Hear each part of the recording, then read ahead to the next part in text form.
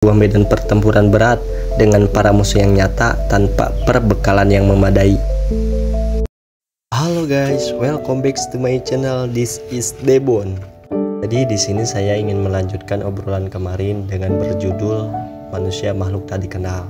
Kalian pernah berpikir nggak, kita sebagai manusia itu atau di keluarga kita itu kita menjadi orang yang banyak nggak bisanya, padahal setiap manusia yang diciptakan oleh Tuhan seluruh alam yaitu pasti diberi bekal untuk perjalanan hidupnya.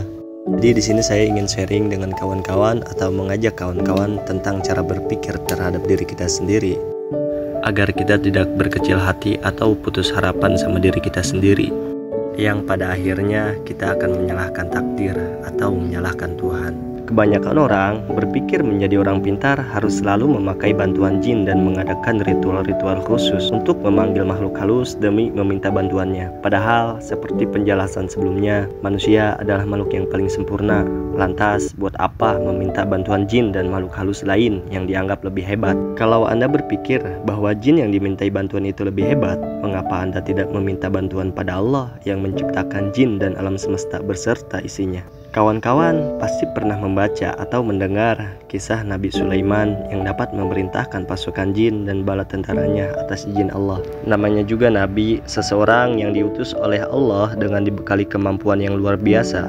Namun jangan lantas kita berpikir bahwa jin adalah makhluk yang paling hebat. Apakah kalian masih ingat adegan saat Nabi Sulaiman memerintahkan pasukannya untuk memindahkan singgasana Ratu Balqis ke dalam istana Nabi Sulaiman? Di situ ada jin Ifrit yang menawarkan bantuan kepada Nabi Sulaiman dengan mengatakan bahwa sebelum Nabi Sulaiman bangun dari tempat duduknya, maka singgasana Ratu Balqis sudah berada di hadapannya. Lantas, tak lama kemudian dari kalangan ahli kitab, seorang manusia yang tak mau kalah hebat mengatakan bahwa sebelum Nabi Sulaiman mengedipkan matanya, singgasana Ratu Balqis sudah akan berada di hadapannya. Dari peristiwa ini mengisyaratkan sebenarnya kita sebagai manusia adalah makhluk yang paling sempurna. Bila kita mau belajar, mengkaji, dan banyak membaca buku-buku bermanfaat yang dapat meningkatkan kemampuan dalam diri kita. Juga tentu saja membaca dan mengkaji kitab suci yaitu Al-Quran sebagai bacaan wajib dan merupakan sumber segala macam ilmu, pengetahuan, dan penjelasan-penjelasan.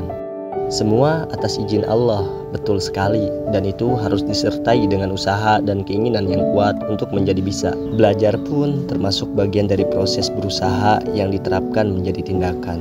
Tindakan tanpa ilmu yang mendasari pekerjaan yang kita lakukan akan menemui jalan buntu. Sekian dari saya, Debon Beon. Terima kasih untuk kawan-kawan yang sudah mendengarkan dan sampai jumpa.